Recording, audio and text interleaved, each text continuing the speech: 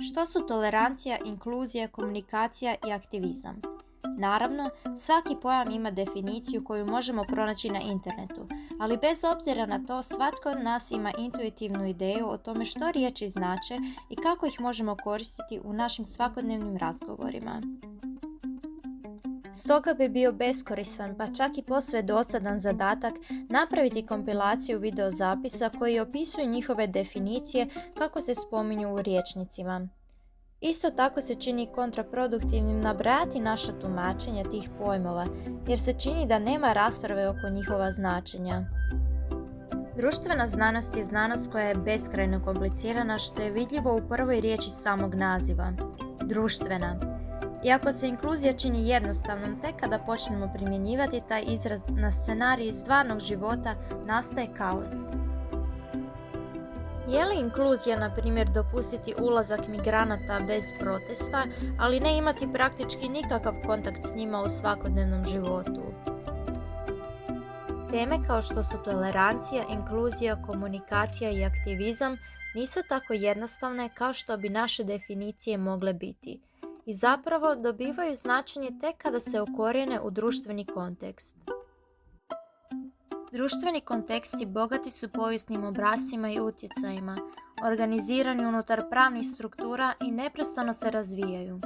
Kad je Banksy s prvom nacrtao mural Steva Jobsa s torbom obišenom preko ramena i računom u ruci na zid unutar poznatog izbjegličkog kampa Calais u Francuskoj, nije samo ukrašavao zidove. Umjesto toga, komentirao je kako društvo percipira imigrante. Tko su imigranti? Što oni vrijede? Steve Jobs bio je sin imigranta iz Sirije.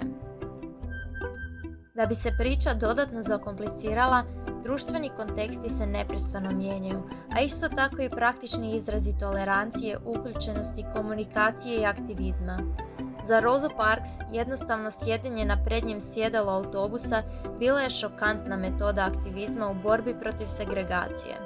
Danas takva akcija ne znači puno u našem europskom kontekstu, upravo zato što je kontekst drugačiji.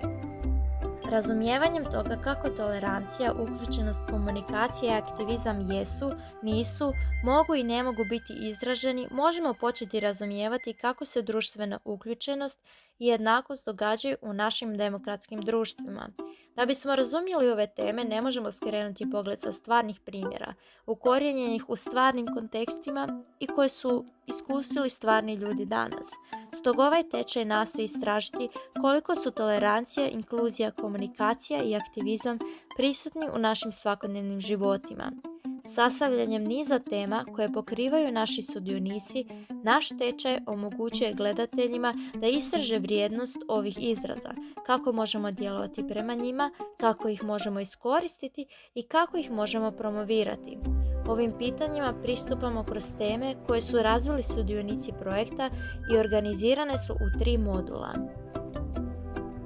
Modul 1. Ti si ono što misliš.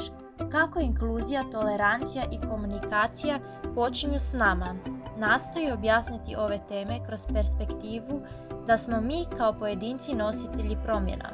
U ovom modulu naši sudionici nas vode kroz razlike između uključenosti i tolerancije, objašnjavajući nam kako isključenost izgleda te kako možemo pomoći u promicanju uključenosti i tolerancije. Modul 2. Kultura. Kako izbjeći kulturu nemara, potlačenosti i nejednakosti? Proširuje opseg za razmatranje pitanja koja se odnose na našu kulturu. Ovdje naši sudionici raspravljaju o tome kako naša kultura isključuje, što se može učiniti za promjenu kulturnih obrazaca, što su prisvajanje i uvažavanje, te zašto bismo trebali cijeniti vrijednost kulturne raznolikosti.